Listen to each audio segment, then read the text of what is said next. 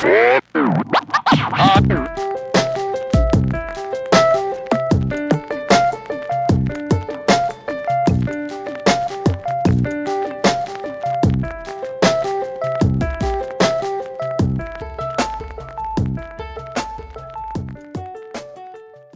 easier ways. It's just as simple as changing one note to make something a dominant chord, which is something we briefly talked about, right? So if I have a chord progression that goes G to 1, sorry, 1 to 3, and I go, yeah, just 1, 3, diatonic. And then I take my 3 chord and I raise the 3rd, I've changed to the key of E. Cool. What if I do it somewhere else? Like I'm going between G major and A minor. And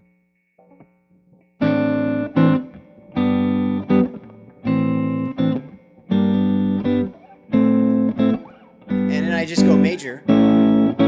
And that changes the key of D, because that'd be 5-1. That'd be the strong cadence. Now, you don't even have to have a strong cadence, which means you could go 4-1 or something. So this A major could be in the key of E, right? So you could be like G, change key here to a key of E, but you're going to go 4-1, and that's not a strong cadence. You can tell, like you can tell you're in this key now. You can tell you're in the key of E now, but it doesn't have quite the sense of resolution.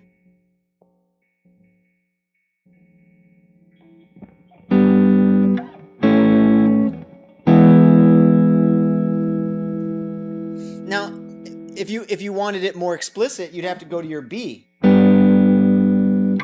minor, but make it major, so now it's dominant, and then your E. So it's funny, this is a strong cadence, and this is like not so good. I don't know what they call it, half. I don't know if that's what they call a half cadence. There's technical names for all this, but you can tell a 4-1 is not the cadence, a 5-1 is.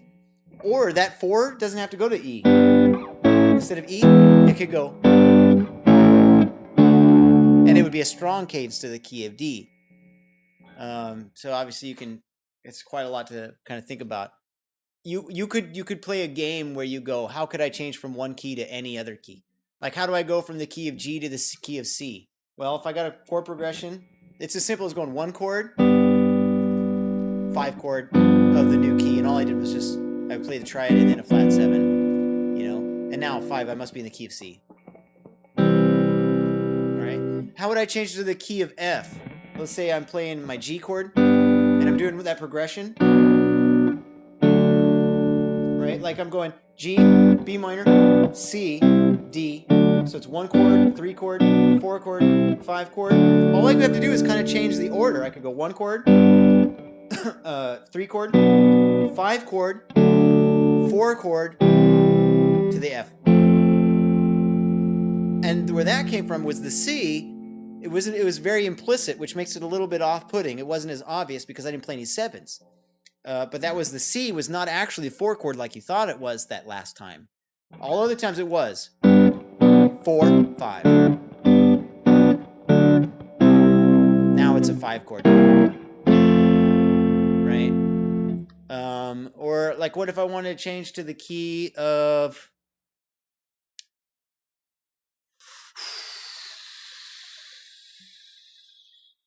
I was going to say F sharp. That'd be a hard one. We would ideally want a D flat 5 chord or a C sharp 5 chord. Here's how you could do it. All right, here's how you could do it. It's pretty intense. G chord would do a C diminished. Yeah, I'm doing fully diminished because it's like when we take that change the one note of our 7 chord that makes it fully diminished, which means we can move it around symmetrically. Symmetrically, that's where you get to your C. So I'm going 1 chord, 7th chord, but not technically diatonic because I've double flatted the 7 to make it fully diminished. That way I could be symmetrical and move it to another place. Then I use that one note change, just like we changed one note to make a chord dominant that would transition us to a new key. Here we changed one note to make our half diminished chord fully diminished so that we could change a new key. And then from here, I'll go to the key of C sharp. Technically D flat in this case because I got C, well, C, if it's a C diminished, then it's probably easier to think of as a D flat major. Because a C diminished would be the kind of changed, I don't want to say altered exactly, it's basically altered, version of the half diminished to the key of D flat, which would be C would be the 7 chord of the key of D flat, which would be the 1 chord. Now my whole goal this time was to get to the key of F. So to get to the key of F, I wanted to get to the key of D flat because the D flat would make for a good 5 chord to the key of F. Sharp, I'm saying. I said F all this time, I meant sharp. The D flat would make for the 5 of the F sharp. And so that's why I wanted to figure out how to get to D flat more than thinking about how to get to F sharp, because I wanted a 5-1 to F sharp. There is no D flat in our G chord, and nothing even close to it, right? So I had to change key to D. Now here's the thing: if I just play a D flat, rather, if I just played a D flat triad, it doesn't say if it's major 7 or not. You think it's a major 7 because I just played 7-1. Now if I'm changing all the time, I could have the 7 chord, right? 7-1, or I could have the 7, and instead of doing 1, I could do, instead of being a major triad with a major 7, I could have a major triad with a flat 7. So it'd be a dominant chord, and now I changed the key of F sharp. So it'd be like 1 chord, 7th chord, 5 chord of F sharp. You know? After you hear that F sharp, you almost need a space to hear G again. Alright, so here's our G. 1 chord. 7th chord inverted with a 1 note difference to change key. And that's a 5 chord of F sharp. And that's modulating from the key of G to the key of F sharp. Right? You'd have to find that because the diminished chord had the most possibilities, that's going to be the easiest way to modulate to awkward keys like G to F sharp or G to G sharp or A flat or whatever. You know? Basically, there's keys that you can modulate to right away, and that'll be by in a very comfortable manner, I guess, like least abrasive manner, and that's by finding a chord that can give you some kind of cadence, like 5-1, preferably, maybe 4-1, or if you somehow made a minor chord sound like a 6 chord, and then went to the 1 chord, that would be a way to change key, but it would not be a strong cadence, right? You could do it. So you can have this, for example. No, it'd be so weak. It's like this: 1 chord, B minor, and then now I'm in the key of D. Maybe, yeah, you can hear it. There's my key. The part of you still thinking, no, that's a 5 chord of the key of G. You're not really sold on it. That's because the cadence wasn't strong. Another example, I could have G major, A minor, and call this the 6th chord in the key of C. And there's my new key, but you really aren't sold on it. Like, that sounds like a 4 chord in the key of G. You need a stronger cadence, and that's where you need the 4-1 or the 5-1. And so, if you want to, what I'm getting at is if you want to modulate to a key really with like kind of an easy, you need a strong cadence, and you need that cadence to be achievable by changing the least number of notes possible, which means really 1 note if you're actually modulating from one key to another. 1 note. And that's why we raise the 3rd on minor chords to make it a 5 of a chord key we might want to modulate to, or taking the 7th of a major 7 chord and flatting it to get a dominant chord that would take you to a strong cadence to the key you wanted to.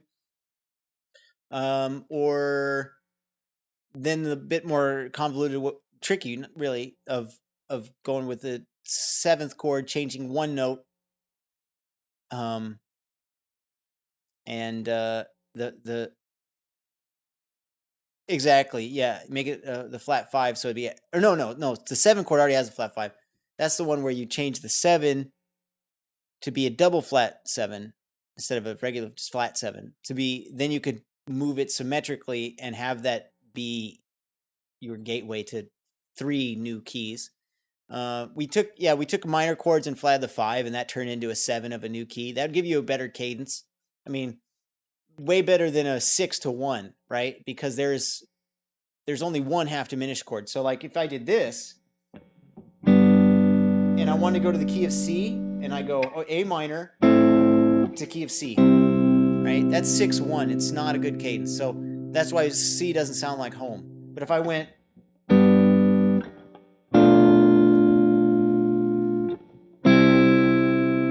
that sounds more like we're in the key of C now. And so, but you could do that with any of your minor chords. So if you had a G, and you go to your E minor, right, which is actually the 6th chord, G, 6th chord, and you flat the 5, minor 7 to flat 5, now you're in the key of F, so you'd be like G,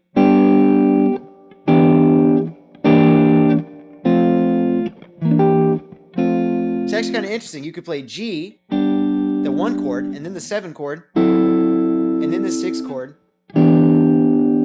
right? Change that 6th chord to a 7 chord in the new key by changing 1 note. So you could actually modulate down a whole step fairly easily. I mean, in comparison to a half step. And so if one is really hard to figure out how to get to, it might be because you have to change more than 1 note of one of your diatonic chords. And what that means is you probably want to change 1 note of a diatonic chord to get to a key that you only have to change 1 note to get to the key that was awkward. Make sense?